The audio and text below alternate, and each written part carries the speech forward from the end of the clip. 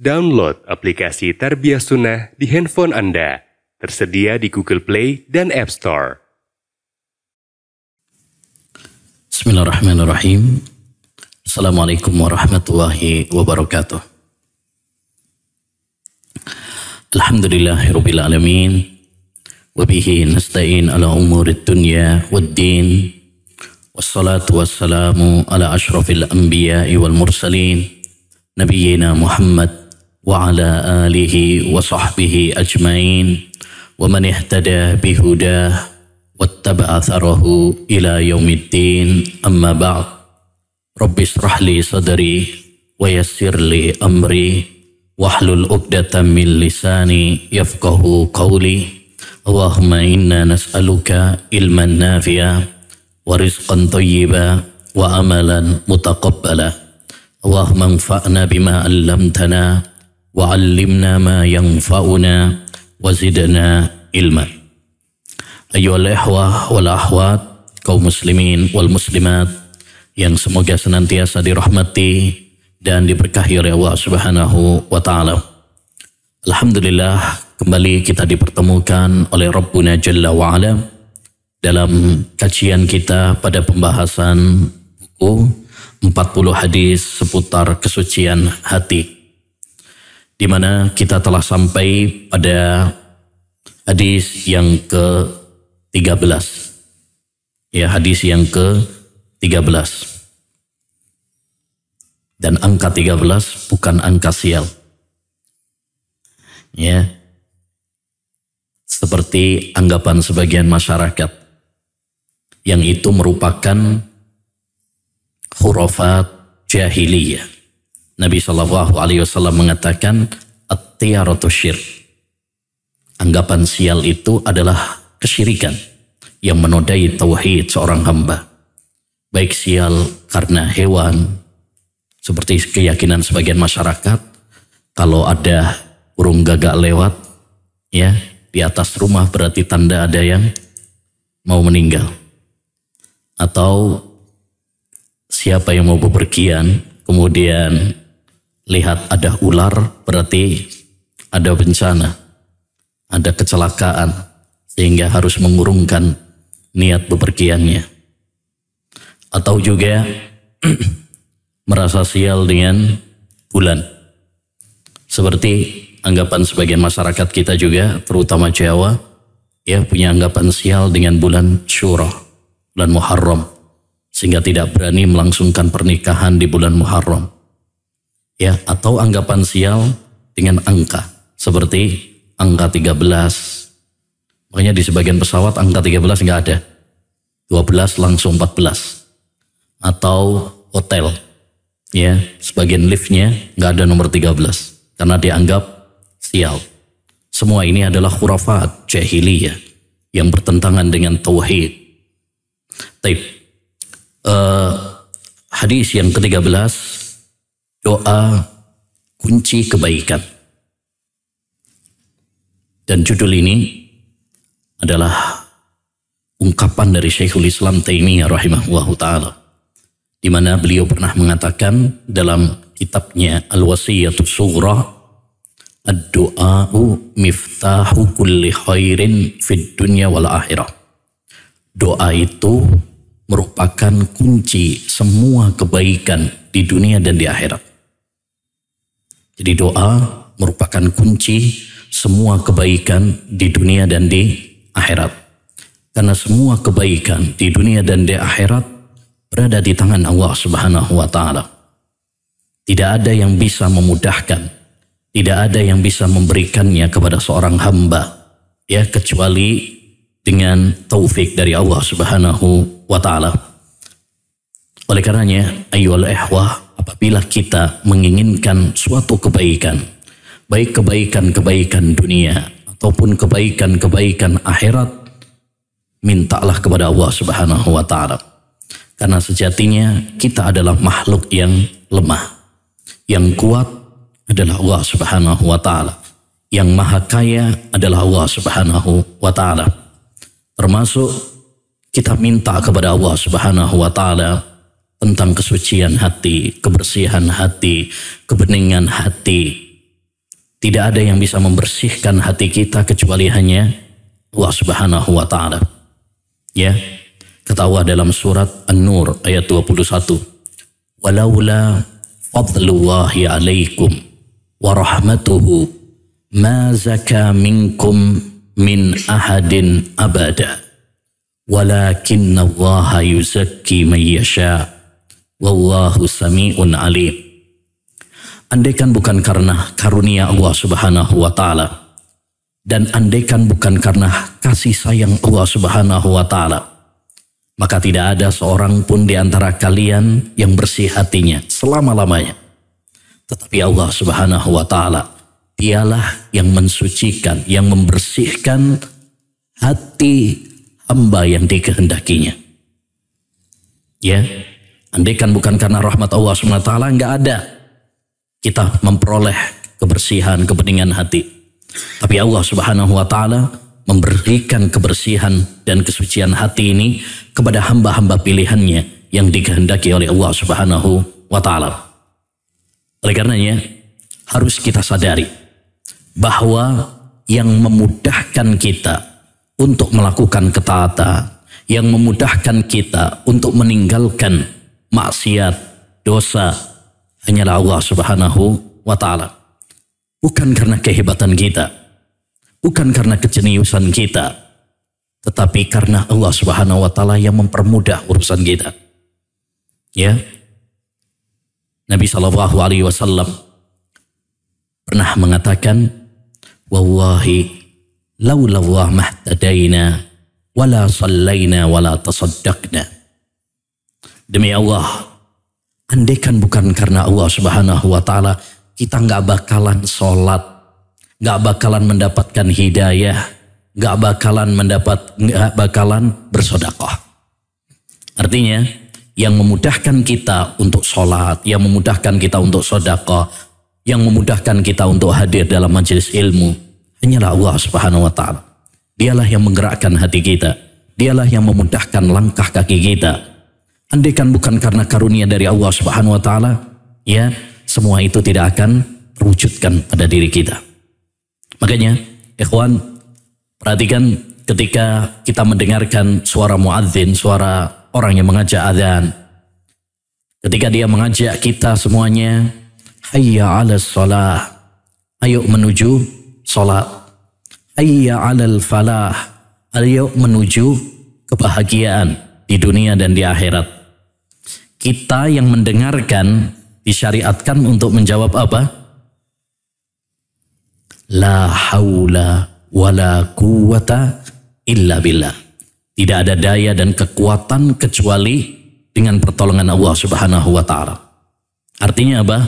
Yang memudahkan kita untuk bisa memenuhi panggilan adzan ini adalah Allah Subhanahu wa Ta'ala. Betapa banyak orang yang mendengar panggilan adzan, bahkan mungkin rumahnya dekat masjid, ya, tapi terasa berat olehnya kakinya untuk berangkat ke masjid. Ya, oleh karenanya ini harus kita tanamkan pada diri kita bahwa yang memberikan kepada kita semua kebaikan, yang memudahkan kita untuk melakukan ketaatan, yang memudahkan kita meninggalkan larangan adalah Allah SWT.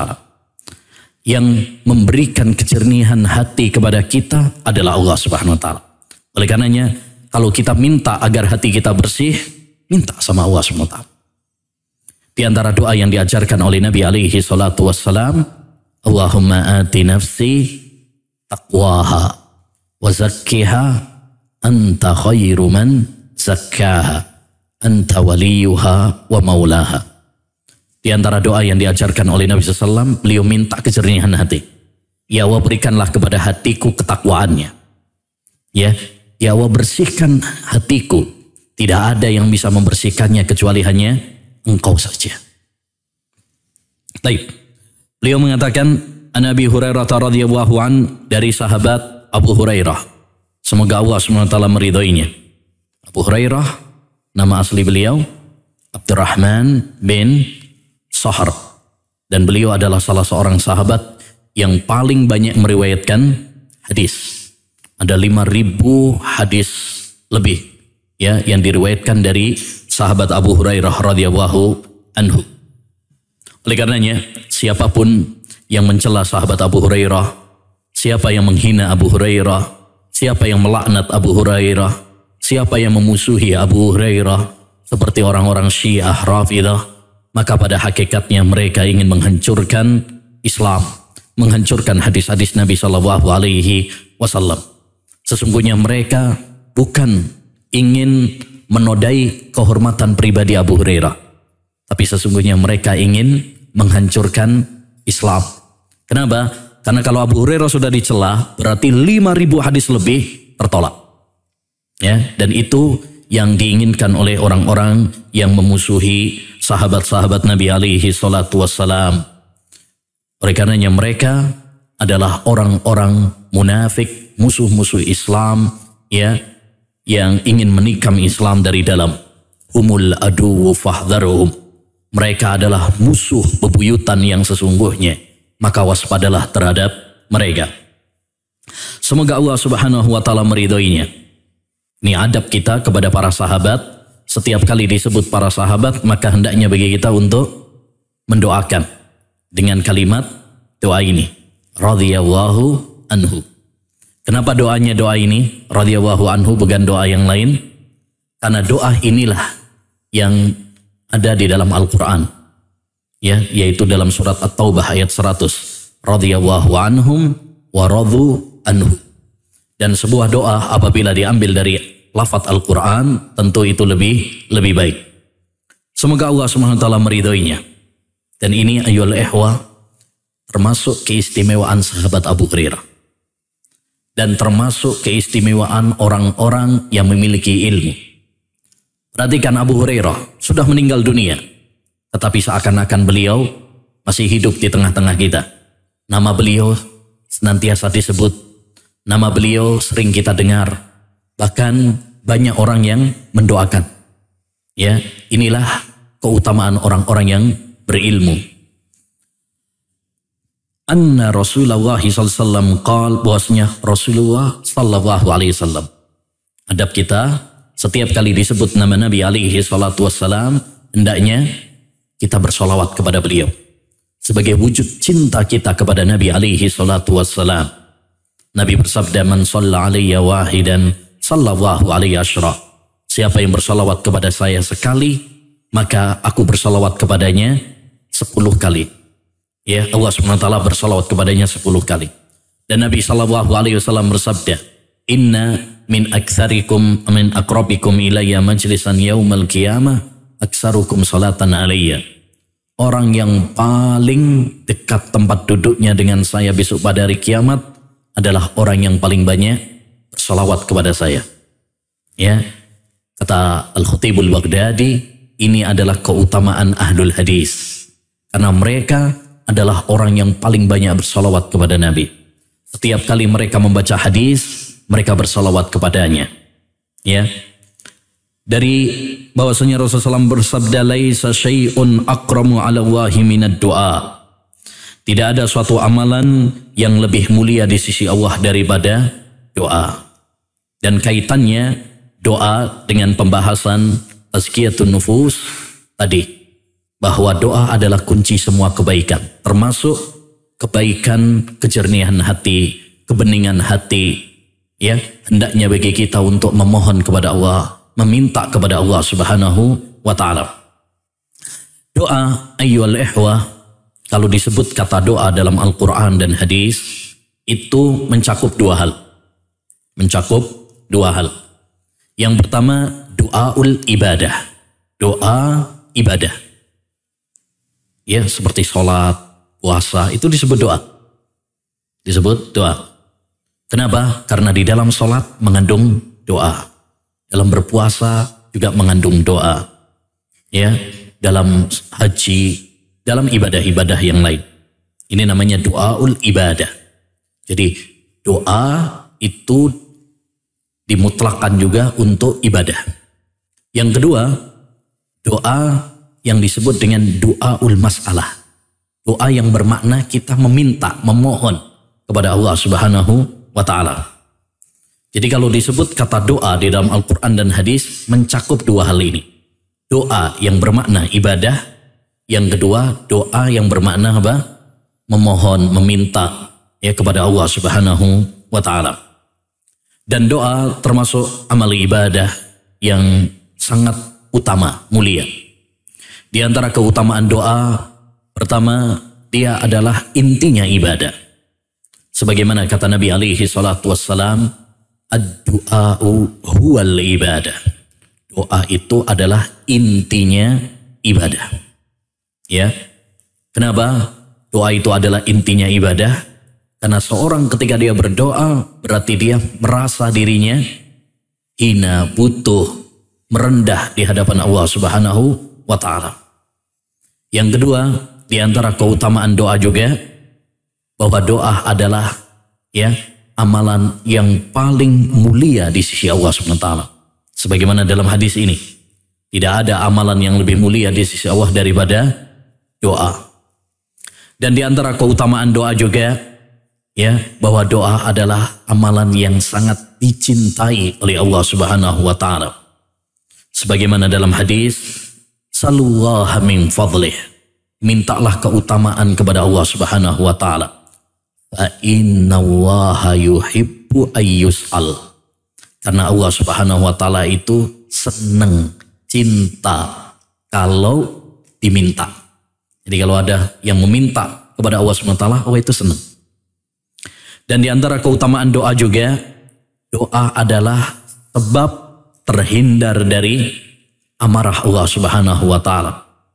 Dan sebab terhindar dari bencana. Ya, sebagaimana dalam hadis, man lam yas'alillah yaghdab alaih. Siapa yang tidak meminta kepada Allah Subhanahu wa ta'ala, maka Allah akan murka kepadanya. Jadi kalau kita ini nggak berdoa sama Allah, justru Allah minta. Beda sama makhluk ya. Kalau makhluk itu, kalau orang itu nggak minta sama dia, alhamdulillah, malah seneng dia. Kalau sering-sering diminta malah marah biasanya. Ya kan? Emang saya bapakmu apa? Minta terus sama saya. Nah, tapi kalau Allah Subhanahu wa ta'ala, semakin seorang hamba minta sama Allah Subhanahu wa ta'ala, sering kepada Allah Subhanahu wa ta'ala, Allah semakin senang. Bahkan Allah marah kalau hambanya tidak mau meminta kepadanya. Ya. Dan dalam sebuah hadis juga, Nabi SAW bersabda, ad-du'a'u yanfa'u mimma nazal wa mimma lam yanzil fa'alaikum ibadallahi bid-du'a. Doa itu bermanfaat ya sebelum turunnya bencana dan setelah turunnya bencana. Maksudnya kalau orang itu berdoa maka bencana nggak jadi turun, atau setelah turun doa tetap bermanfaat, yaitu apa? Supaya dicabut bencana tersebut dari Allah Subhanahu wa ta'ala. Ya, ini makna hadis tersebut. Doa itu bermanfaat sebelum bencana turun supaya nggak jadi turun, atau setelah turun supaya segera diangkat oleh Allah Subhanahu wa ta'ala. Fa'alaikum ibadallahi bid-du'a. Ya, maka hendaknya kalian berdoa wahai hamba-hamba Allah Subhanahu wa ta'ala. Dan di antara keutamaan doa juga bahwa doa adalah sifat dan akhlak ya para nabi-nabi Allah Subhanahu wa ta'ala dan hamba-hambanya yang beriman. Sebagaimana Allah menceritakan tentang para nabi dalam surat Al-Anbiya ayat 90, kata Allah Subhanahu wa ta'ala, innahum kanu yusari'una fil khairat wa yad'unana raghaban wa rahaba wa kanu lana khashi'in.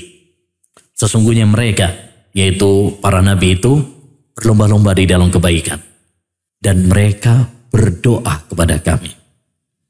Makanya banyak sekali di dalam Al-Quran diceritakan oleh Allah SWT tentang doa-doanya para nabi. Sampai dibukukan oleh sebagian para ulama, da'awatul anbiya, doa-doanya para nabi. Itu dikumpulkan. Doanya Nabi Adam, doanya Nabi Nuh, doanya Nabi Ibrahim, doanya Nabi Musa, doanya Nabi Muhammad SAW. ya dikumpulkan. Karena salah satu sifat dan akhlak para nabi, mereka ya semangat di dalam berdoa kepada Allah Subhanahu wa taala. Dan sebagai faedah juga tentang masalah doa ini, ayyuhal ikhwah, terkadang sebagian kita bertanya, kenapa saya berdoa tapi kok nggak dikabulkan? Atau saya sudah berusaha berdoa tapi kenapa tak kunjung dikabulkan oleh Allah Subhanahu wa taala? Padahal Allah Subhanahu wa taala berfirman, "Wa qala rabbukum ud'uuni astajib lakum." Rabb kalian mengatakan, berdoalah kepadaku, saya pasti mengabulkannya. Tapi ada sebagian orang sudah berdoa tapi kok nggak dikabulkan. Dalam memahami ayat seperti ini, ayyuhal ikhwah, harus kita fahami kaidah yang sangat bermanfaat yang disebutkan oleh para ulama rahimahumullah ta'ala. Apa itu? Anna al-ahkam la tatimmu illa bijtima'i syurutiha wa intifa'i mawaniha. Bahwasanya hukum itu tidak sempurna kecuali apabila terpenuhi syarat-syaratnya dan hilang segala penghalangnya. Jadi doa pasti dikabulkan. Cuma tadi syaratnya apa? Kalau terpenuhi semua syarat-syaratnya dan hilang segala penghalang-penghalangnya. Oleh karenanya, ketika ada seorang berdoa kemudian tidak dikabulkan, maka hendaknya dia mengevaluasi. Bisa jadi ada syarat-syarat yang belum dia lakukan. Atau bisa jadi syarat-syaratnya sudah dia lakukan tetapi ada penghalang yang menghalangi terkabulnya doa. Di antara syarat dalam doa yang paling penting adalah kita betul-betul merengek kepada Allah SWT. Merendah di hadapan Allah SWT. Kita merasa bahwa kita ini betul-betul butuh sama Allah Subhanahu wa taala. Ini yang paling penting. Lihat Nabi Yunus alaihi salam ketika ditelan oleh ikan di tengah lautan. Ini di perut ikan. Dia berdoa, fanada fi dzulumat alla ilaha illa anta subhanaka inni kuntu minadh dhalimin. Kata Allah Subhanahu wa taala dalam surat Al-Anbiya ayat 87. Ketika Nabi Yunus alaihissalam di perut ikan tersebut, dia berdoa kepada Allah Subhanahu wa taala, la ilaha illa anta. Ya, tidak ada sesembahan yang berhak diibadahi kecuali hanya Engkau. Kalimat tauhid. Subhanak, maha suci Engkau ya Allah. Inni kuntu minadh dhalimin. Saya mengakui bahwa saya termasuk orang-orang yang zalim. Ya, lihat Nabi Yunus, dia mengakui bahwa dirinya salah, dia mengakui bahwa dirinya zalim. Begitulah orang yang berdoa kepada Allah SWT. Merasa dirinya kerdil, merasa dirinya hina, merasa dirinya banyak salah di hadapan Allah Subhanahu wa taala. Maka ini yang harus kita lakukan, ya, yaitu apa? Menampakkan bahwa kita ini butuh sama Allah Subhanahu wa taala. Kita orang-orang yang miskin, yang butuh kepada Allah Subhanahu wa taala. Begitu juga ketika Allah Subhanahu wa taala ceritakan tentang Nabi Musa alaihi salam dalam surat Al-Qasas ayat 24, beliau berdoa, Rabbi inni lima anzalta ilayya min khairin faqir. Ya Allah, sesungguhnya aku sangat butuh kebaikan yang kamu berikan. Fakir. Jadi Nabi Musa mengakui bahwa dia butuh sama kebaikan-kebaikan Allah Subhanahu wa taala. Dan apa hasilnya? Ya, langsung Allah kabulkan setelah itu. Apa itu? Langsung dapat jodoh setelah itu, ya kan? Ya, dinikahkan dengan putri Syekh Madian. Tapi bukan Syuaib. Sebagian mengatakan bahwa Syuaib itu mertuanya Nabi Musa alaihissalam. Ini tidak benar. Syekh Madian, tokoh Madian. Ya, begitu di dalam Al-Quran. Wallahu a'lam siapa namanya. Tapi yang jelas bukan Nabi Syuaib. Nah, kemudian dapat pekerjaan. Ya, jadi begitu Allah Subhanahu wa taala akan mengabulkan. Selama kita betul-betul merengek kepada Allah Subhanahu wa taala, menampakkan bahwa kita betul-betul butuh sama Allah Subhanahu wa taala. Yang kedua juga di antara syarat dalam berdoa yang harus kita perhatikan adalah jangan tergesa-gesa minta dikabulkan. Ya, Nabi bersabda, "Yustajabu li ahadikum ma lam ya'jal. Yaqulu da'autu falam yustajab li." Ya, seorang di antara kalian berdoa pasti dikabulkan selama dia tidak tergesa-gesa. Dia menggerutu, saya sudah berdoa, tapi nggak dikabulkan. Ya, sering orang mengatakan itu, udah berapa kali saya doa, sudah bertahun-tahun, tapi nggak ada gunanya. Nggak boleh seperti itu. Ya, kewajiban kita itu apa? Berdoa kepada Allah Subhanahu wa taala. Antum berdoa itu nggak ada salahnya, nggak ada ruginya. Karena ketika antum berdoa, antum sudah dapat pahala, baik dikabulkan maupun tidak dikabulkan. Ya, maka niatkan ketika kita berdoa, kita beribadah kepada Allah Subhanahu wa taala. Adapun soal mengabulkan, serahkan kepada Allah Subhanahu wa taala. Karena Allah Subhanahu wa taala Maha tahu apa yang terbaik untukmu. Terkadang orang berdoa meminta sesuatu, tapi mungkin kalau Allah Subhanahu wa taala kabulkan justru membahayakan dia. Terkadang ada orang misalkan minta supaya diberi kekayaan. Ya Allah, saya sudah dari kecil nih kere terus, miskin, ya. Jadikan saya orang kaya. Belum tentu setelah kaya itu lebih baik bagi dia. Makanya Allah nggak kabulkan. Bisa jadi, ya, hikmahnya adalah karena Allah Subhanahu wa taala tahu kalau dia diberi kekayaan justru tambah jauh dari Allah Subhanahu wa taala, tambah rusak, tambah sombong, tambah lalai dari Allah Subhanahu wa taala. Ya, maka kewajiban kita cuma berdoa. Adapun masalah dikabulkan, serahkan kepada Allah Subhanahu wa taala karena Allah yang Maha tahu. Yang ketiga juga, ayyuhal ikhwah, hendaknya syarat yang ketiga dalam berdoa adalah husnudzan. Berbaik sangka kepada Allah Subhanahu wa taala. Kita harus yakin, harus optimis ketika berdoa kepada Allah Subhanahu wa taala. Ya.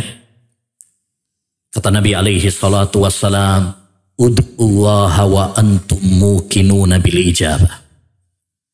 Berdoalah kalian kepada Allah Subhanahu wa taala dengan penuh keyakinan, dengan penuh optimisme bahwa Allah akan mengabulkan. Fa inna Allaha la yastajibu du'aan min qalbin lahin. Karena Allah tidak mengabulkan doa dari hati seorang hamba yang lalai. Maksudnya kadang orang itu doa, ngangkat tangan, mulutnya gerak, tapi hatinya tidak. Ya, hatinya tidak. Dia nggak yakin ketika berdoa. Cuma coba-coba saja. Nggak boleh. Makanya salah satu doa yang terlarang adalah mengatakan insyita. Kalau kamu berkehendak. Ya Allah, berikan saya ilmu. Kalau kamu berkehendak. Kalau enggak apa-apa. Nah itu enggak boleh. Kenapa? Karena kalau dia mengatakan insyita, itu seakan-akan berarti dia tidak yakin kepada Allah Subhanahu wa taala. Ya, tidak yakin, tidak optimis. Jadi doa itu harus dengan keyakinan, dengan optimis bahwa Allah Subhanahu wa taala pasti akan mengabulkan. Kemudian syarat yang keempat, ini perlu diperhatikan juga, yaitu memperbaiki ya makanan, minuman, pakaian, dan pekerjaan. Maksudnya memperbaiki bukan memperbaiki makannya biar tambah enak gitu ya. Ya. Maksudnya dari sisi kehalalannya. Perhatikan. Jangan sampai kita makan dari makanan yang haram. Jangan sampai kita minum minuman yang haram. Baik makanan haram itu haram zatnya atau haram cara mendapatkannya. Karena makanan atau minuman itu haram dari dua sisi. Terkadang haram zatnya. Misalkan makan babi, makan atau minum khamar. Itu berarti haram zatnya. Ada haram karena cara mendapatkannya. Yang dimakan nasi, ya, ikan halal, tapi cara dia mendapatkannya dari korupsi, dari riba, dari maling, misalkan, berarti haram karena cara mendapatkannya. Ya, Nabi Shallallahu Alaihi Wasallam pernah menyebutkan, "Summa dzakara rajula yutilus safara ash'asha akhbar yamuddu yadayhi ila sama ya rabbi wa mat'amuhu haram wa mashrabuhu haram wa malbasuhu haram wa ghudhiya bil haram fa anna yustajabu lahu." Nabi menyebutkan ada seorang yang panjang safarnya. Safar itu termasuk doa yang mustajab. Orang ketika safar lalu berdoa itu mustajab doanya. Yutilus safas as'a akhbar, berdebu, kucel. Ini juga salah satu sebab terkabulnya doa. Karena berarti dia merendah, ya, merasa hina di hadapan Allah Subhanahu wa taala. Yamuddu yadayhi ila sama, dia mengangkat tangannya ke langit. Dan ini juga salah satu adab dan sebab terkabulnya doa, yaitu apa? Mengangkat tangan ketika berdoa. Inna waha hayyun karim yastahi min abdihi idza rafa'a yadayhi ila sama an yaruddahuma sifra. Allah itu malu kalau ada orang yang mengangkat tangannya kepada Allah Subhanahu wa taala kemudian Allah tidak kabulkan doanya. Ya. Yamuddu yadayhi ila sama, ya rabbi ya rabbi. Dia berdoa, ya Robku, ya Robku. Ini juga salah satu sebab terkabulnya doa. Apa itu? Tawassul dengan nama Allah. Makanya kebanyakan doa-doa dalam Al-Quran dimulai dengan Rabbana atina fid dunya hasanah atau Allahumma. Itu tawassul dengan nama Allah Subhanahu wa taala. Dan perhatikan juga di situ mengulang ya Rabbi ya Rabbi. Itu juga salah satu sebab terkabulnya doa.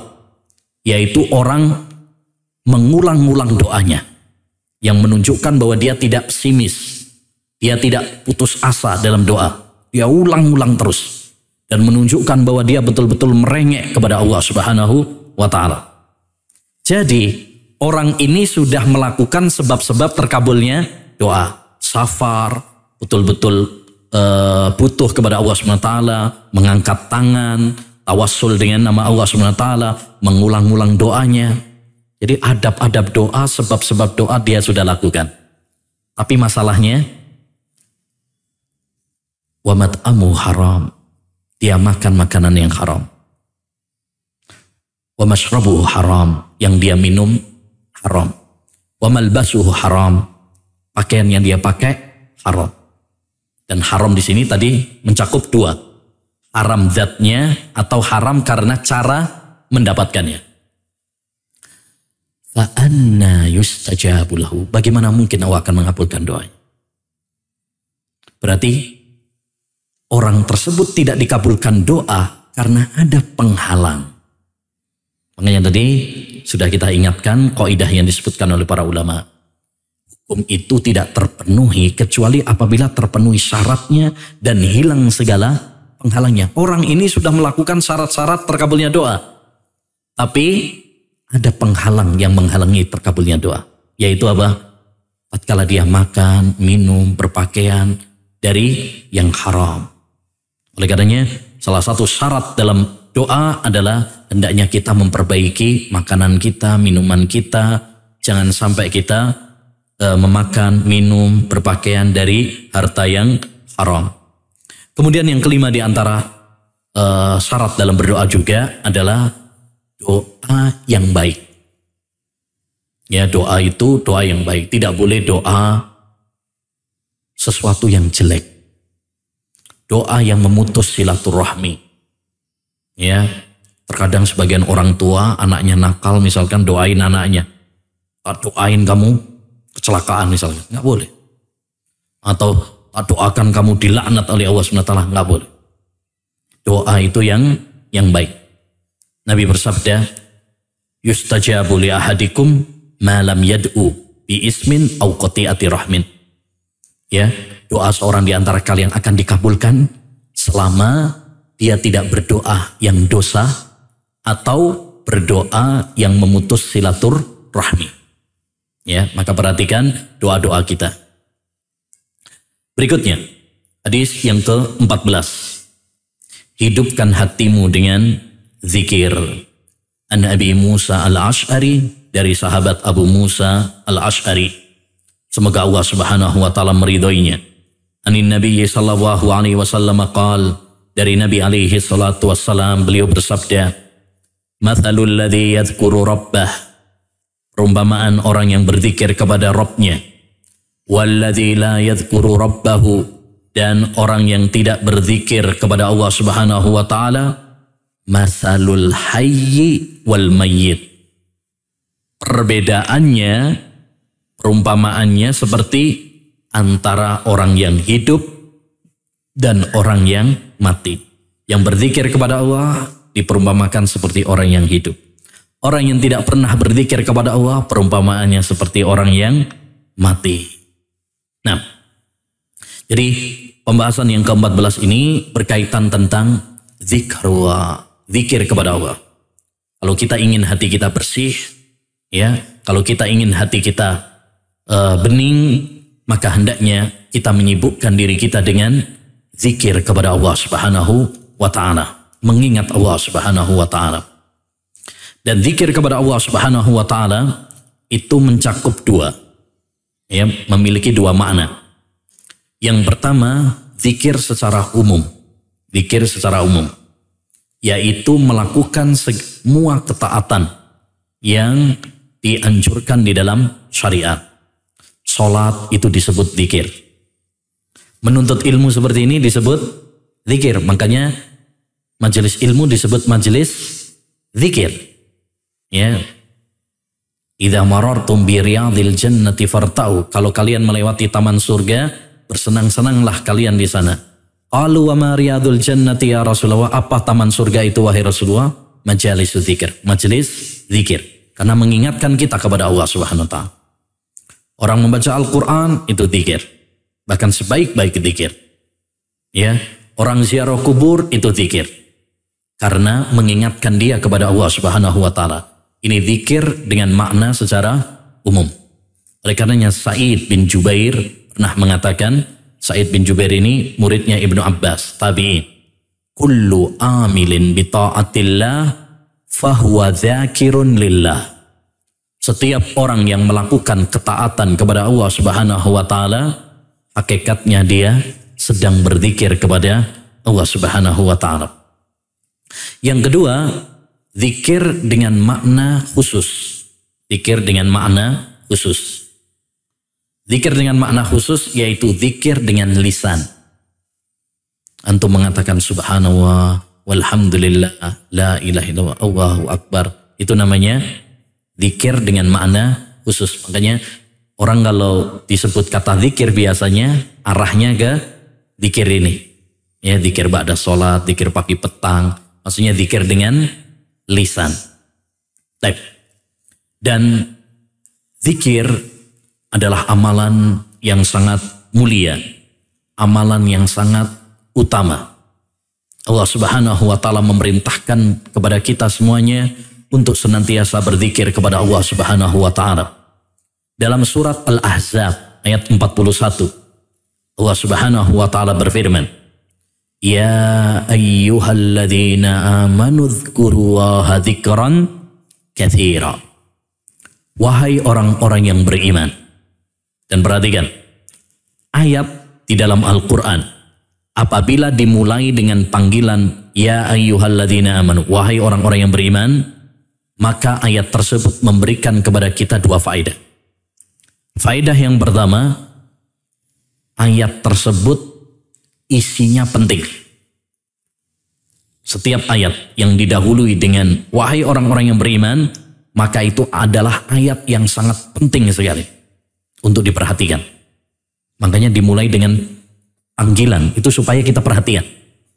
Kata sahabat Abdullah bin Mas'ud, "Idza sami'ta Allaha yaqul ya ayyuhalladzina amanu fa'ar'iha sam'ak." Kalau kamu mendengar Allah berfirman di dalam Al-Quran, wahai orang-orang yang beriman, pasang telingamu baik-baik. Karena itu ayat yang penting. Faedah yang kedua, ayat apabila dimulai dengan panggilan wahai orang-orang yang beriman, maka itu merupakan konsekuensi keimanan. Konsekuensi keimanan. Seakan-akan Allah mengatakan, kalau kalian benar-benar beriman, laksanakan perintahku dalam ayat ini. Kalau kalian benar-benar beriman, tinggalkan laranganku dalam ayat ini. Kalau kalian tidak merealisasikannya, berarti ada yang salah dalam iman kalian. Dan sebagai faedah, ayat yang dimulai dengan wahai orang-orang yang beriman di dalam Al-Quran, itu lumayan banyak. Ada sekitar 90-an ayat di dalam Al-Quran. Dikumpulkan oleh salah seorang ulama, yaitu Syekh Abu Bakar Al-Jazairi dalam bukunya Nida'atul Rahman li Ahlil Iman. Panggilan-panggilan Ar-Rahman kepada hambanya yang beriman. Itu dikumpulkan. Kemudian dijelaskan tafsirnya. Baik.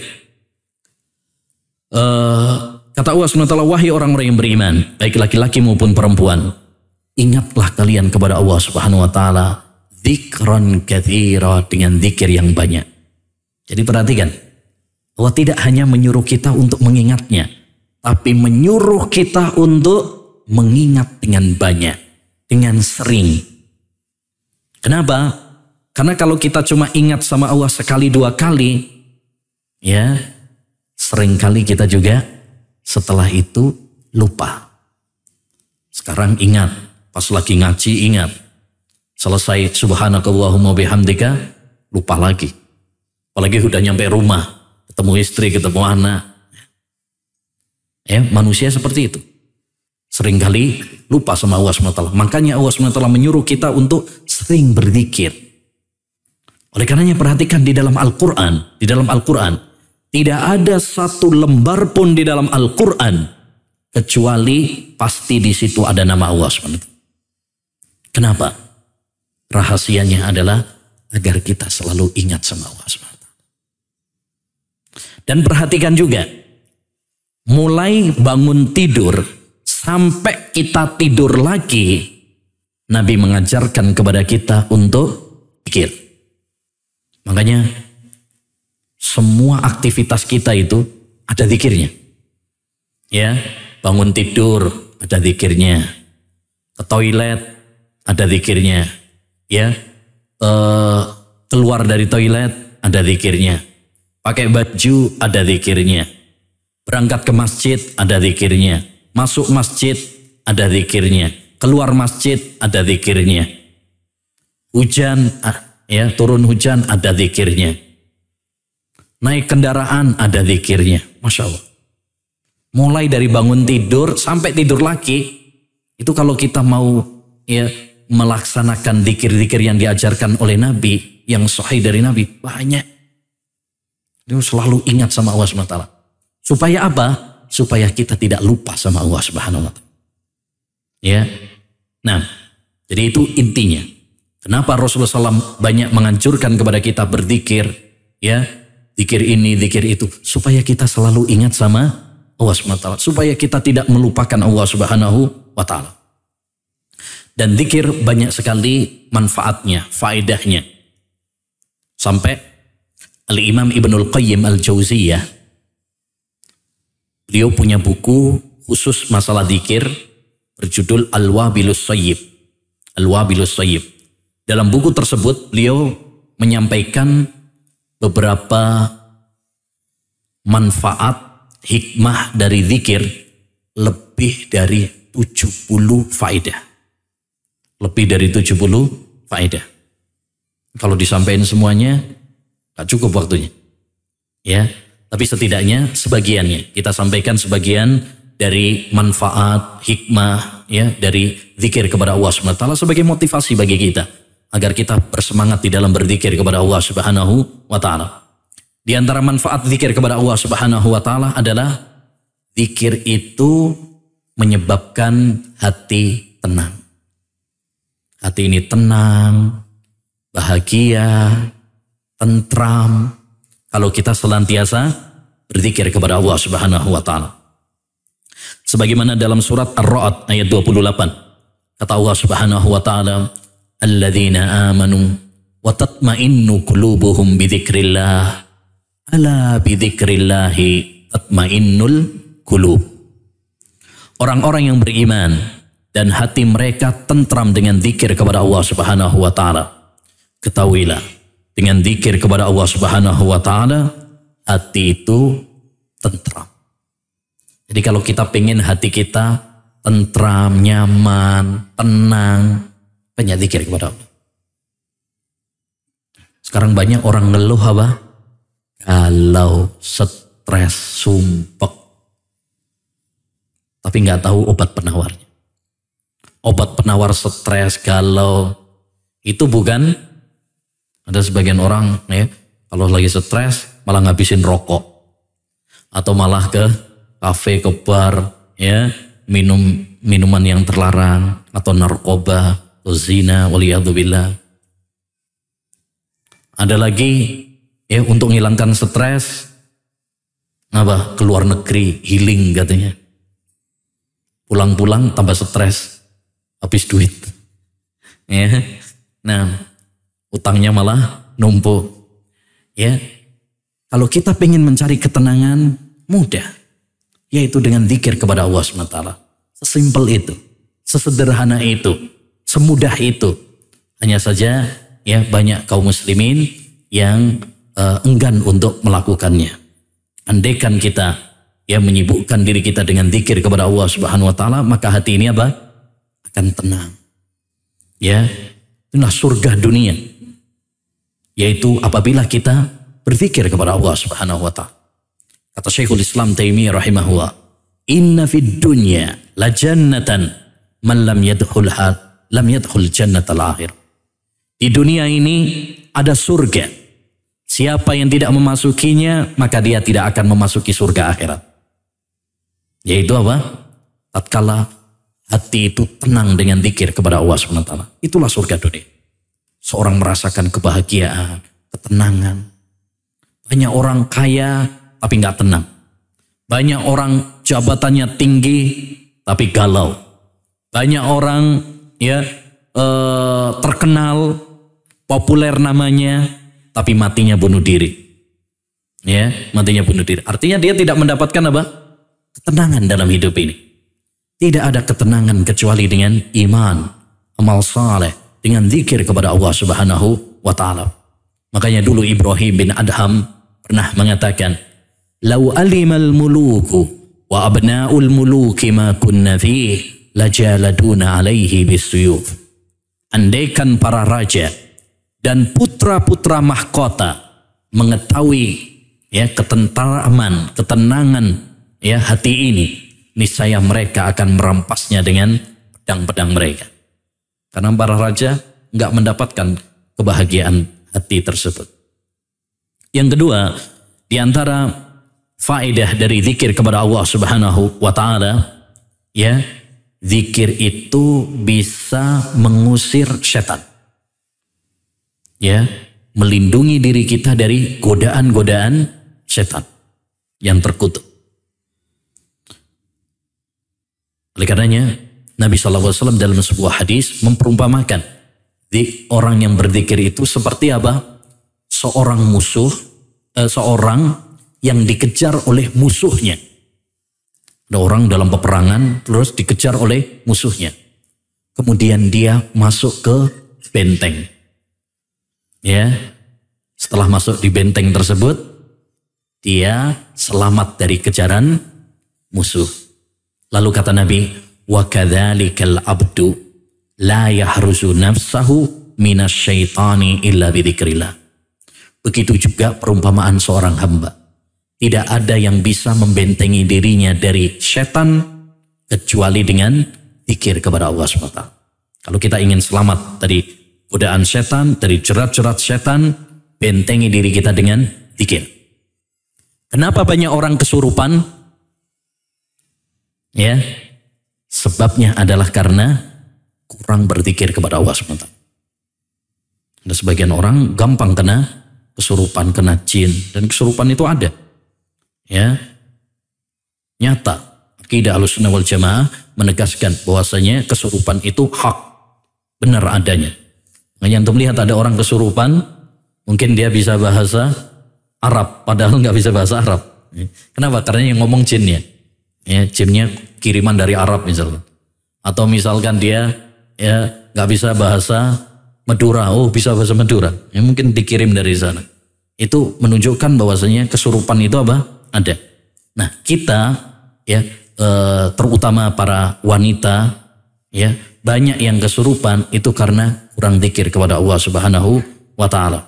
Maka bekali diri kita dengan zikir kepada Allah Subhanahu wa taala supaya kita selamat dari godaan-godaan setan.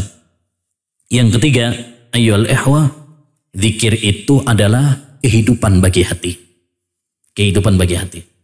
Seperti dalam hadis tadi Nabi menggambarkan perumpamaan orang yang berzikir dengan orang yang tidak berzikir itu seperti orang yang hidup dan yang mati. Yang berzikir itulah orang yang hidup. Yang tidak berzikir ya sejatinya dia adalah seperti orang yang mati. Begitu juga hati ini. Hati ini kalau tidak kita pakai untuk berzikir kepada Allah Subhanahu wa taala, hakikatnya hati ini akan mati. Syekhul Islam Taimiyah rahimahullah pernah mengatakan, "Az-dzikru lil qalbi kalma'i lis-samaki." Zikir bagi hati itu seperti ya air bagi ikan. Fa kaifa halus samaki idza ukhrija minal ma'? Bagaimana kiranya keadaan ikan kalau dia dikeluarkan dari air? Ikan dikeluarkan dari air, gimana? Mati. Begitu pula dengan hati ini. Kalau hati ini tidak digunakan untuk berzikir kepada Allah, zikir tidak hinggap di dalam hati kita, maka hati tersebut akan kering, akan sakit, dan lama-kelamaan akan mati. Dan di antara ya faedah dari zikir kepada Allah Subhanahu wa taala, zikir itu obat bagi hati. Ingat ikhwan, hati itu bisa sakit seperti badan kita juga sakit. Ya. Seperti badan kita juga sakit. Obatnya hati yang sakit adalah dengan zikir kepada Allah Subhanahu wa taala.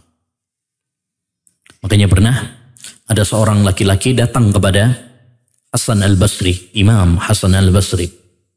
Kemudian dia mengeluh tentang hatinya yang keras, yang membatu, yang membeku. Dan ini penyakit yang sangat berbahaya, yaitu hati yang keras, hati yang membatu, membeku. Kata beliau, "Adzibhu bidzikrillah." Ya, lembutkan hatimu dengan zikir kepada Allah SWT. Yang tadi kan keras, ya lembutkan dengan zikir kepada Allah. Demikian juga ya, seorang ulama pernah mengatakan, dzikrun nasi da wa dzikru wahidawa. Mengingat manusia itu penyakit. Ya, ghibah orang, ya, ngobrolin tentang orang, itu penyakit. Wa dzikru wahidawa. Sedangkan mengingat Allah SWT itu adalah obat penawarnya. Dan di antara faedah dari zikir kepada Allah Subhanahu wa taala, zikir itu menghilangkan dosa dan menambah banyak pahala. Seperti disebutkan oleh Nabi sallallahu alaihi wasallam, "Man qala subhanallah wa bihamdih fi yaumin mi'ata marrah uttat khatayahu wa in kana misla zabadil bahr." Barang siapa yang mengucapkan kalimat ini, Subhanallah wa bihamdi, Maha suci Allah dan segala puji bagi Allah SWT, 100 kali dalam sehari. Ya, siapa yang mengucapkan Subhanallah wa bihamdi, subhanallah wa bihamdi, subhanallah wa bihamdi. Sehari banyak 100 kali. Apa kata Nabi? Akan dihapus dosa-dosanya, walaupun dosa-dosanya sebanyak buih di lautan. Ya, buih di lautan banyak, lautnya luas banyak. Ya, tapi kalau dia mengucapkan kalimat ini, zikir ini, Allah akan ampuni dosa-dosanya. Allah akan hapus dosa-dosanya. Demikian juga Nabi SAW mengatakan tentang pahala zikir banyak. Salah satunya Nabi bersabda, nikmatani, ya, kalimatani khafifatani fil lisan, habibatani ila rahman, sakilatani fil mizan, subhanallahil azim, subhanallah wa bihamdih. Ya, kata Nabi alaihi salatu wassalam, ada 2 kalimat yang sangat ringan di dalam lisan, tapi sangat berat dalam timbangan, sangat dicintai oleh Ar-Rahman. Apa itu? Subhanallahil azim, subhanallah wa bihamdih. Ya, jadi ini ringan, mudah. Kalau haji gitu kan butuh biaya, butuh tenaga, ya. Tapi ini amalan yang mudah, semua kita bisa.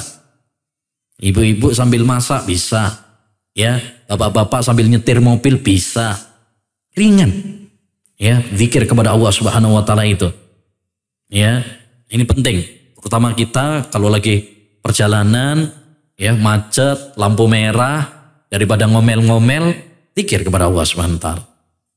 Karena lisan ini, kalau kita tidak sibukkan dengan ketaatan kepada Allah, akhirnya apa? Setan akan menggelincirkan kita, ya, untuk mengatakan hal-hal yang murkai oleh Allah Subhanahu Wa Taala. Maka sibukkan lisan kita dengan zikir kepada Allah Subhanahu Wa Taala. Nah, berikutnya hadis yang ke-15, syukur kunci kebahagiaan. An Suhaibin radhiyallahu anhu qala, dari Suhaib, semoga Allah Subhanahu wa taala meridainya, Suhaib Ar-Rumi. Beliau mengatakan qala Rasulullah sallallahu alaihi wasallam, Rasulullah sallallahu bersabda, ajaban li amril mu'min. Sungguh indah, sungguh menakjubkan urusan orang yang beriman. Inna amrahu kullahu khair. Semua urusannya orang yang beriman itu baik.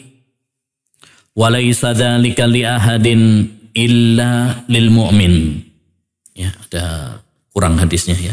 Walaysa dzalika li ahadin illa lil mu'min. Dan tidak ada hal itu selain bagi orang yang beriman saja. yakni orang-orang non-muslim tidak mendapatkan hal ini. Ya, ini hanya khusus bagi orang yang beriman saja. Apa itu?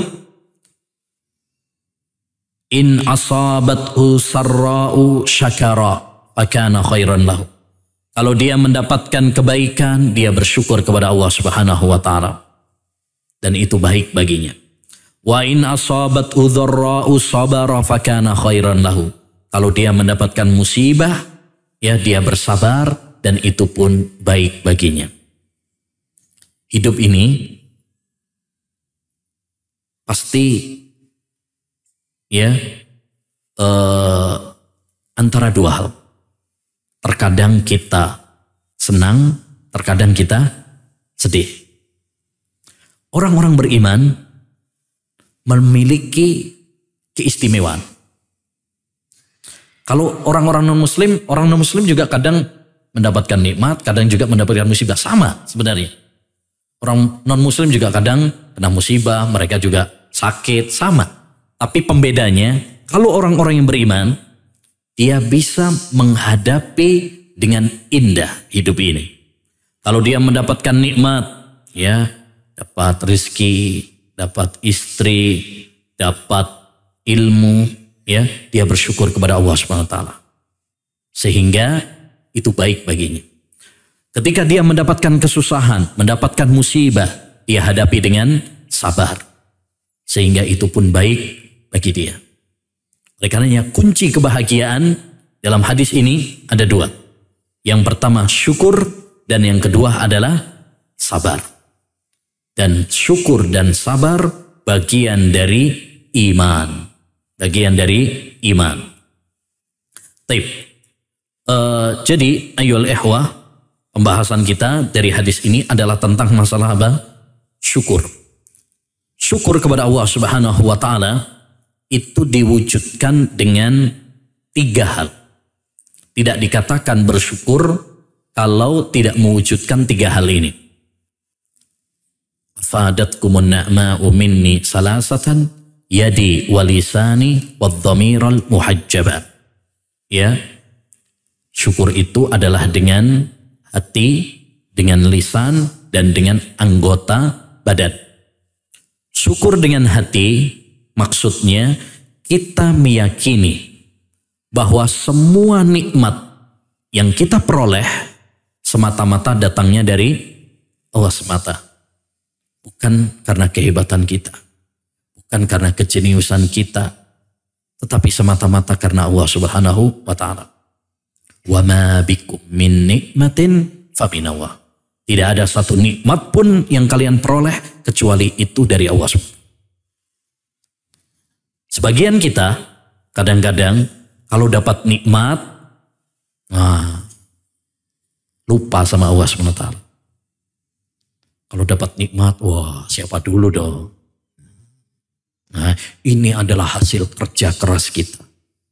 Ini karena tim kita. Ya, dia lupa sama Allah Subhanahu wa taala. Tapi begitu ada kegagalan, nah ya, cari-cari siapa yang mau disalahin ini.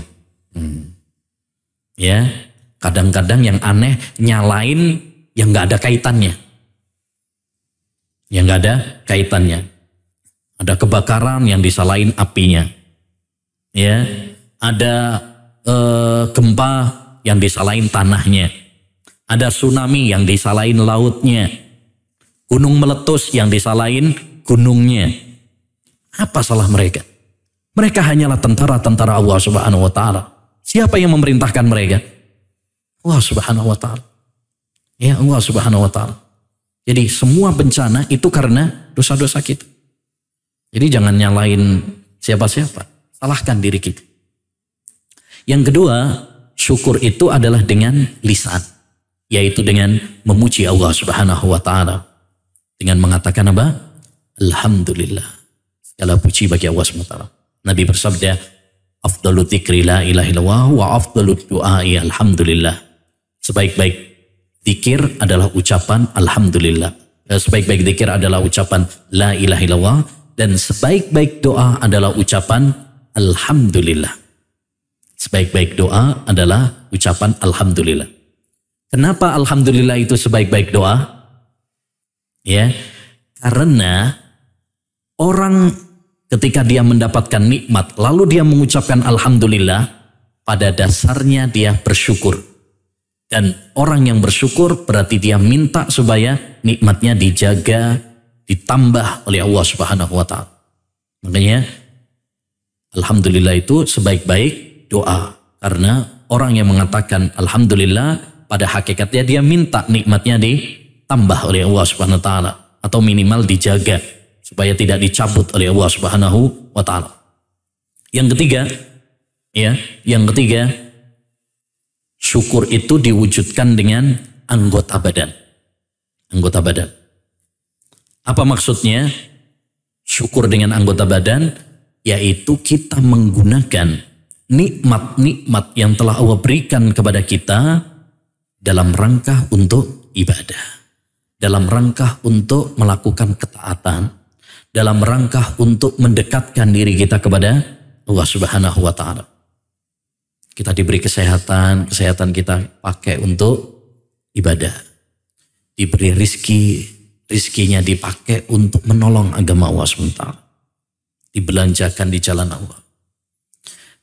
Diberi apalagi ya, diberi nikmat ya, kesempatan, diberi nikmat ilmu, dia gunakan untuk ibadah kepada Allah SWT. Bukan malah menjadikan dia lupa, lalai dari Allah Subhanahu wa ta'ala. Makanya perhatikan baik-baik ucapan salah seorang ulama, yaitu Al-Imam Abu Hazim rahimahullahu ta'ala, tatkala beliau mengatakan kullu ni'matin la tuqarribu ila Allah fahiya niqmah. Ini ucapan yang sangat bagus sekali, yang perlu kita perhatikan. Kata beliau, setiap nikmat yang tidak menjadikan dirimu semakin dekat sama Allah Subhanahu wa Ta'ala, maka itu adalah setiap nikmat yang tidak menjadikan dirimu semakin dekat sama Allah Subhanahu wa Ta'ala, maka itu adalah bencana. Kalau kita diberi nikmat, tapi ya nikmat tersebut tidak menjadikan kita semakin dekat sama Allah, justru malah menjadikan kita lalai dari Allah Subhanahu wa Ta'ala, maka ketahuilah itu adalah bencana. Ya, mohon maaf, misalkan dulu, rumahnya masih ngontrak, Masya Allah, rajin sholat. Sekarang udah punya rumah, rumahnya bagus, ber-AC, empuk kasurnya, subuh nggak sholat ke masjid. Berarti itu ya petaka. Ya, dulu belum ada mobil, Masya Allah, rajin ke majelis ilmu. Setelah ada mobil, malah sibuk dengan dunia. Ya, dia lalai dari akhirat. Berarti mobilnya bencana.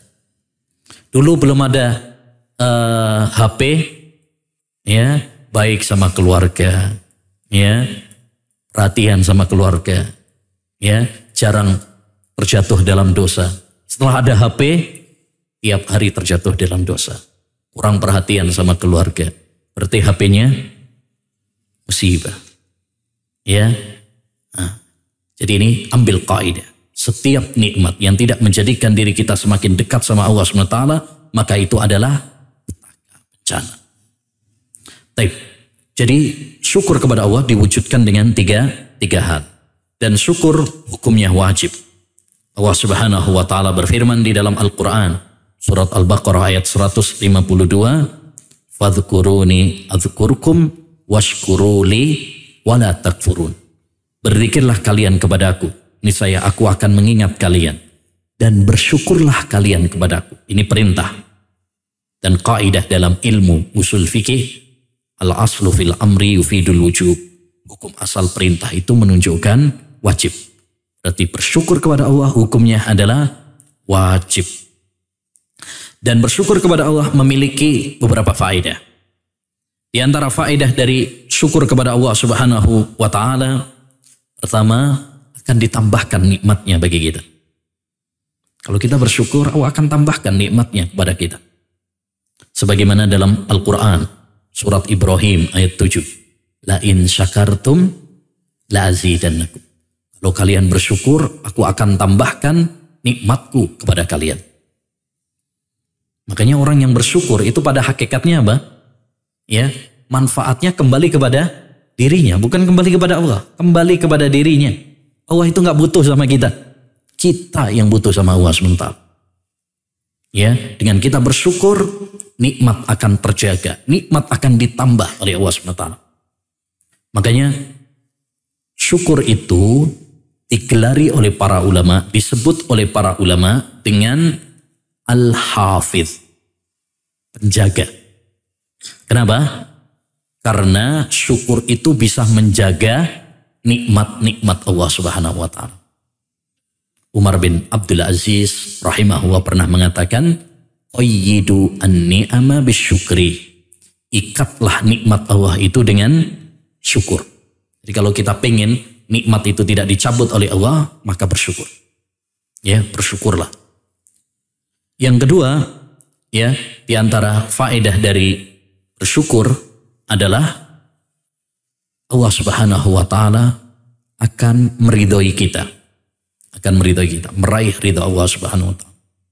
Sebagaimana dalam hadis, inna Allaha la yarda 'anil 'abd idza akala al-aklata fayahmaduhu 'alaiha aw yashrabu asy-syurbata fayahmaduhu 'alaiha. Allah itu ridha pada seorang hamba saat dia makan atau minum, dia memuji Allah, bersyukur kepada Allah. Dan ini sering kita lalaikan, ya kawan. Kita ini sering makan, sering minum, tapi kita sering lupa kalau itu adalah nikmat dari Allah SWT.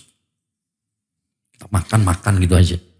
Padahal di dalam makan, di dalam minum itu banyak nikmat dari Allah SWT. Sampai sebagian ulama mengatakan ketika dihidangkan makanan kepada seseorang, lalu dia bisa melahapnya, dia memakannya, lalu dia bisa mengeluarkannya, berarti telah terkumpul pada dirinya 90 macam nikmat. Coba betapa banyak orang cari makan aja susah. Betapa banyak orang walaupun kaya belum tentu bisa makan. Sakit ini, pantangan itu. Ya kan? Kemudian kita bisa mengeluarkannya. Itu nikmat juga. Bayangkan antum makan kemudian gak bisa mengeluarkan. Nah, susah juga. Jadi ini nikmat dari Allah SWT. Tapi kita sering lupa. Ya, sering lupa. Dulu Abdurrahman bin Auf, termasuk salah seorang sahabat yang kaya ya. Beliau ketika dihidangkan makanan, nangis. Ya, nangis. Kenapa? Karena beliau teringat dengan sahabatnya Mus'ab bin Umair. Ini seorang pemuda yang kaya. Tapi saat meninggal dunia dalam perang Uhud, ya, kain kafan tidak cukup untuknya. Ketika ditutupi kepalanya, ujung kakinya kelihatan. Ketika ditutupkan di kakinya, bagian kepalanya kelihatan. Padahal dia adalah orang kaya. Ya. Kemudian kata Abdurrahman bin Auf, "Ubtulina bidzarra'i fasobarna." Kita ini sering diuji dengan musibah, kita lulus. Wabtulina bisarra'i falam nasbir. Dan seringkali kita ini diuji dengan ya nikmat-nikmat lalu kita nggak lulus. Maksudnya nggak mensyukuri. Ya, hanya ujian itu bukan hanya musibah saja. Terkadang orang itu menguji, ya terkadang seorang itu diuji oleh Allah dengan nikmat-nikmat. Apakah dia bersyukur atau tidak? Ya, jadi hidup ini adalah ujian dari Allah. Terkadang kita diuji dengan kenikmatan. Terkadang kita diuji dengan musibah. Yap. Yang ketiga di antara keutamaan syukur ini adalah akhlaknya para nabi. Ikhwan, kita dianjurkan untuk mengikuti dan mencontoh akhlaknya para nabi. Fabi hudahum muqtadih. Ikutilah para nabi. Ya, ikutilah para nabi. Maka akhlak-akhlak mereka, karena para nabi itu adalah orang-orang pilihan, mereka ya akhlaknya sangat baik yang hendaknya kita tiru. Salah satu akhlak mereka adalah syukur. Ada buku yang ditulis oleh sebagian ulama, judulnya Akhlaqul Anbiya. Akhlaknya para nabi. Itu bagus untuk dipelajari ya bagaimana akhlak-akhlak para nabi yang perlu kita contoh. Allah berfirman dalam surat Saba ayat 13, "I'malu ala Dawud syukra." Beramalah wahai keluarga Daud ya dengan bersyukur kepada Allah Subhanahu wa taala. Ini menunjukkan bahwa Nabi Daud, Nabi Sulaiman ya dengan nikmat yang telah Allah berikan kepada mereka tidak melalaikan mereka dari ibadah kepada Allah. Justru mereka adalah orang-orang yang bersyukur kepada Allah. Demikian juga Nabi SAW ya, Nabi Muhammad SAW orang yang bersyukur. Makanya beliau pernah sholat malam sampai bengkak kakinya. Lalu ditanya oleh Aisyah, "Wahai Rasul, kenapa engkau menyusahkan dirimu? Engkau sudah diampuni dosa-dosanya. Ngapain repot-repot sampai sholat malam sampai bengkak kakinya?" Apa kata Aisyah? "Afala akunu abdan syakura." Aku tidak ingin untuk menjadi hamba yang bersyukur. Jadi ini beberapa keutamaan tentang syukur kepada Allah Subhanahu wa taala. Bagaimana cara mewujudkan syukur? Ya. Gimana caranya supaya kita ini menjadi hamba-hamba yang bersyukur? Karena sedikit sekali di antara hamba Allah yang bersyukur. Wa qalilum min ibadiya asy-syakur. Sangat sedikit di antara hambaku yang bersyukur. Yang pertama, ayyul ihwa, kiat agar kita bersyukur kepada Allah Subhanahu wa taala adalah ya menumbuhkan kecintaan yang sejati kepada Allah Subhanahu wa taala. Dengan kita semakin cinta kepada Allah Subhanahu wa taala, maka kita akan bersyukur kepadanya. Yang kedua, merenungi sifat-sifat Allah Subhanahu wa taala yang maha agung. Ya, merenungi juga makhluk-makhluk Allah Subhanahu wa taala. Insyaallah. Kita renungi bagaimana ciptaan Allah, langit, bumi, gunung, lautan, tumbuhan. Ya, sehingga kita semakin bersyukur kepada Allah Subhanahu wa taala. Yang ketiga, ya, mengingat nikmat-nikmat Allah kepada kita. Ya, semakin kita mengingat nikmat Allah SWT kepada kita, maka kita akan semakin bersyukur kepada Allah Subhanahu wa taala.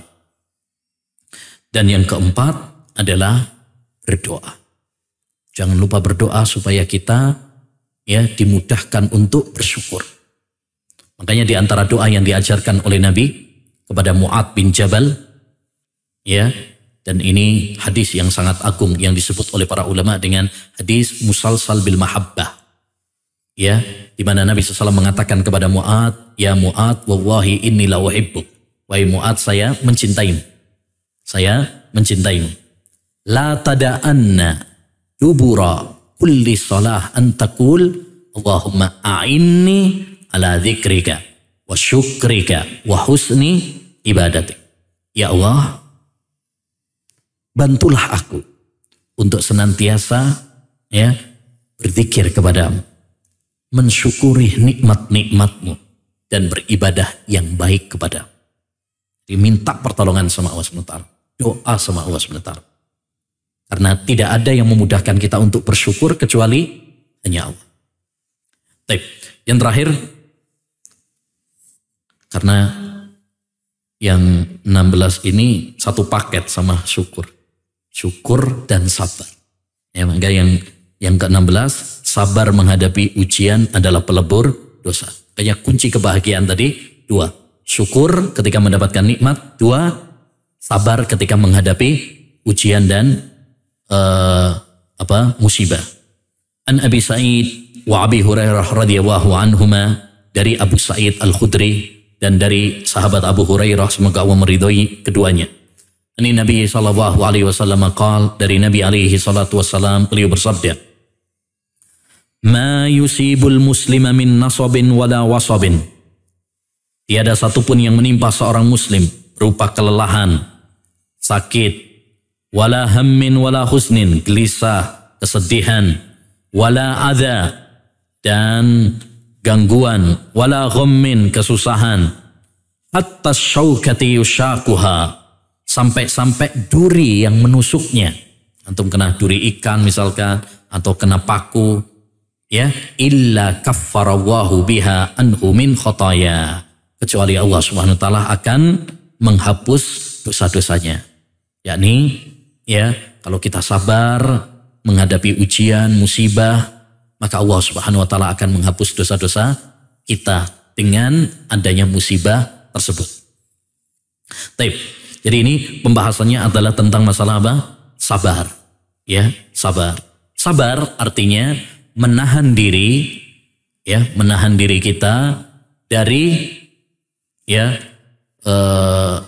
mengucapkan ucapan yang kotor, dari menggerutu kepada Allah Subhanahu wa taala, mengerem juga anggota badan kita dari melakukan hal-hal yang tidak diridhoi oleh Allah Subhanahu wa taala.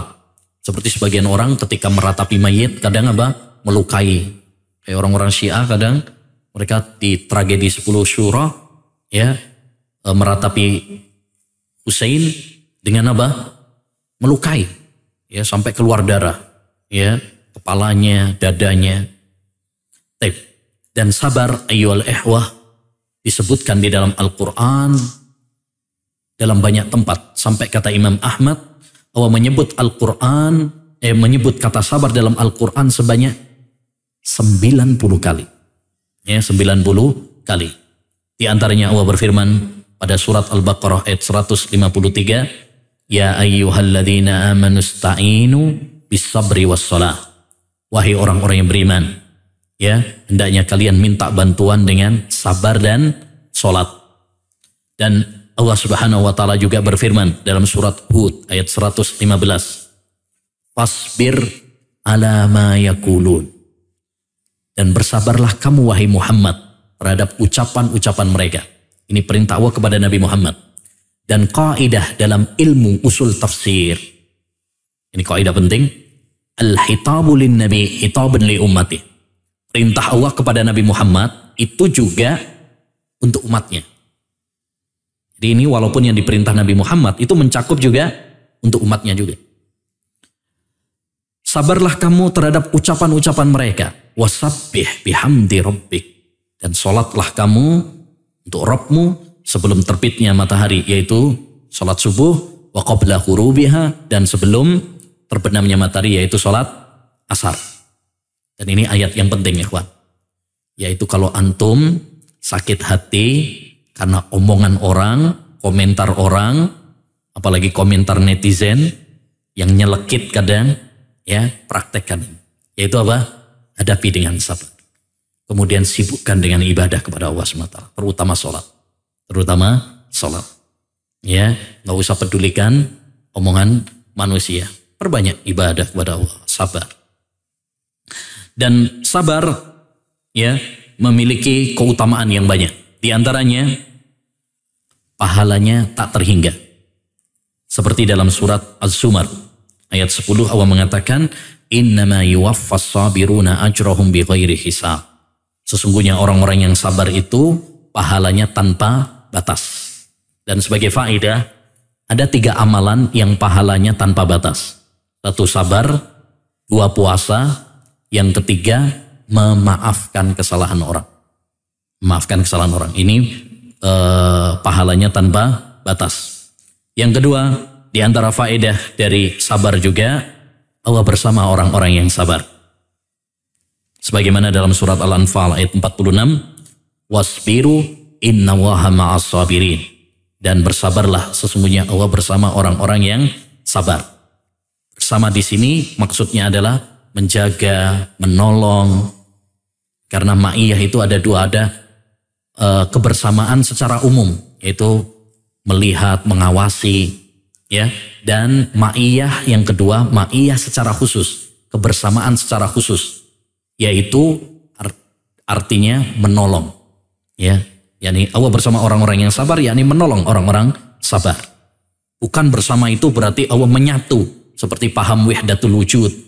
Allah bersatu dengan hamba, hamba bersatu dengan Allah SWT. Ya, ini pemikiran yang kufur, pemikiran yang sesat dan menyesatkan. Yang ketiga di antara keutamaan sabar juga, Allah sebutkan dalam surat Al-Baqarah ayat 157, ya, mendapatkan sholawat, rahmat, dan hidayah. Ulaika alaihim sholawatu min rabbihim wa rahmah wa ulaika humul muhtadun. Mereka itu mendapatkan sholawat, mendapatkan rahmat, dan hidayah dari Allah Subhanahu wa ta'ala. Dan di antara keutamaan sabar juga, ya, bahwa sabar diiringkan dengan iman. Ya, illal ladzina amanu wa amilus shalihat wa tawasau bil haq wa tawasau bis sabr. Ya, banyak kunci kebahagiaan itu 4 dalam surat Al-Asr itu. Iman, amal saleh, ya, kemudian saling mewasiatkan dengan kebenaran, dan yang keempat saling mewasiatkan dengan kesabaran. Dan yang kelima di antara keutamaan sabar juga, ya, adalah rezeki yang besar dari Allah. Jadi rezeki yang paling besar yang Allah berikan kepada seorang hamba itu adalah kalau diberi sabar. Ma u'tiya ahadun khairan wa awsa'a minas sabr. Kata Nabi, tidaklah seorang hamba diberi pemberian dari Allah SWT yang lebih besar, lebih luas, lebih baik daripada kesabaran. Jadi orang kalau diberi kesabaran berarti dia mendapatkan anugerah yang sangat besar. Dan sabar terbagi menjadi 3. Yang pertama, sabar dalam menjalankan ketaatan kepada Allah. Dalam menjalankan ketaatan. Sholat butuh sabar. Ya.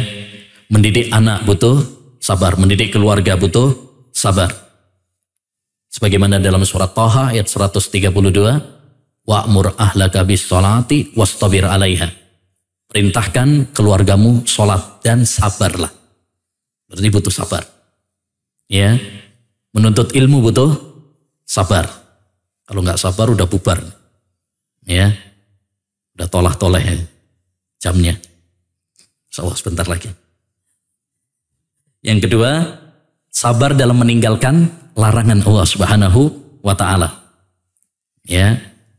Karena hawa nafsu seringkali mengajak kepada maksiat. Yang ketiga, sabar dalam menghadapi ujian dan cobaan dari Allah Subhanahu wa taala. Bagaimana caranya supaya kita sabar menghadapi ujian cobaan dari Allah? Pertama, kuatkan iman kita kepada takdir. Yakinlah bahwa semua sesuatu yang terjadi ini sudah ditakdirkan oleh Allah.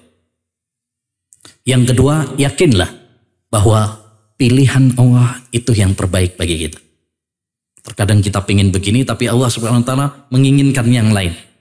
Yakinlah pilihan Allah itulah yang terbaik untuk kita. Wa asa an takrahu syai'an wa huwa khairul lakum. Wa asa an tuhibbu syai'an wa huwa syarrul lakum. Surat Al-Baqarah ayat 126. Ini ayat penting untuk menghibur diri kita. Tatkala antum mendapatkan musibah, hibur dengan ayat ini. Ya, bisa jadi kalian mencintai sesuatu padahal itu buruk bagi kalian. Bisa jadi kalian membenci sesuatu padahal itu baik bagi kalian. Allah mengetahui sedangkan kalian tidak tahu. Allah yang lebih tahu. Kadang kita marah padahal Allah sedang menginginkan untuk kebaikan untuk kita. Pernah saya ceritakan ada orang datang ke bandara tiduran. Udah dipanggil-panggil tiduran. Marah-marah dia. Ya. Dia marah. Nggak taunya ternyata pesawat yang mestinya dia naiki tadi kecelakaan. Semua penumpangnya mati. Kadang kita seperti itu, ngomel, padahal Allah sedang menghendaki kebaikan untuk kita. Ya. Dan di antara cara untuk biar sabar adalah mengingat hinanya dunia. Dunia ini hina, sebentar, fana. Dan di antara kiat agar kita sabar juga adalah ingatlah musibah yang lebih besar daripada kita. Musibah yang menimpa Nabi, musibah yang menimpa saudara kita.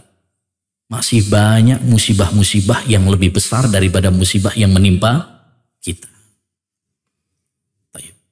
Demikian yang bisa kita bahas. Ada kuis untuk akhwat, katanya ada hadiahnya sudah disiapkan di sana. Tapi yang untuk akhwat dulu aja.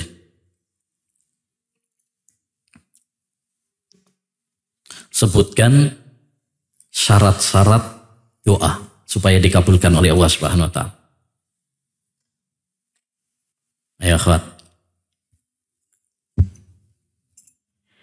Bismillah, syarat-syarat dalam berdoa. Yang pertama, betul-betul merengek dan merendah di hadapan Allah. Yang kedua, jangan tergesa-gesa untuk minta dikabulkan. Ketiga, husnuzon kepada Allah. Keempat, memperbaiki makanan, minuman, pakaian, dan pekerjaan. Dalam hal ini adalah kehalalannya baik dari zatnya maupun cara mendapatkannya. Dan yang terakhir adalah doa-doa yang baik. Tidak boleh mendoakan hal-hal yang jelek atau yang buruk. Masya Allah. Taib, ahsan. Taib, pertanyaan kedua, gampang aja. Ada 3 amalan yang pahalanya tanpa batas. Apa saja? Kuat. Yang jenggotan jangan dulu. Sabar. Bismillahirrahmanirrahim. Amalan pahala tanpa batas. Apa? Amalan pahala tanpa batas, puasa, sabar, dan memaafkan orang lain. Sabar, terus? Puasa dan memaafkan kesalahan orang lain. Memaafkan, taib, ahsan, barakallahu fiik. Taib, sekarang yang untuk ikhwan. Untuk ikhwan.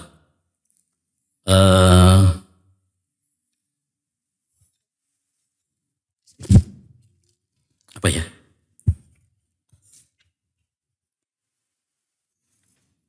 Apa keutamaannya? Taib. Syukur kepada Allah Subhanahu wa taala dijuluki oleh ulama dengan sebuah gelar. Apa gelarnya? Nah.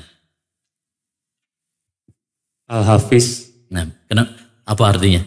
Penjaga, Ustaz. Kenapa disebut penjaga?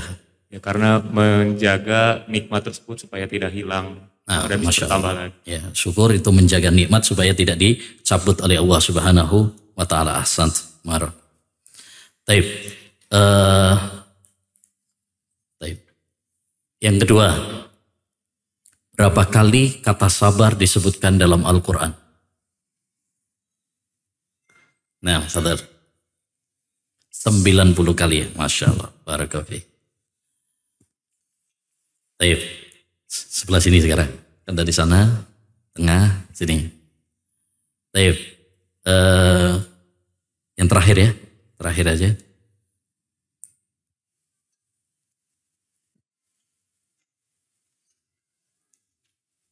Ada sebuah ayat yang dijadikan oleh para ulama menghibur tatkala kita kena musibah. Apa itu? Insyaallah Al-Baqarah ayat 216. 216 membawa 126. Bentar.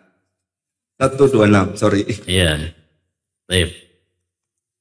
Apa bunyinya? Kurang lebihnya Ustaz, kan, tapi yang tadi diartikan adalah bisa jadi sesuatu yang kita Allah menghendaki sesuatu yang kita tidak cintai, dan bisa jadi justru Allah menjauhkan sesuatu yang kita cintai, karena sesungguhnya Allah Maha tahu yang terbaik buat hambanya. Itu terjemahannya. Iya. Kalau ayatnya cari sendiri dalam Quran. Baik, barakallahu fiik. Subhanakallahumma wa bihamdika asyhadu an la ilaha illa anta astaghfiruka wa atubu ilaik. Assalamualaikum warahmatullahi wabarakatuh.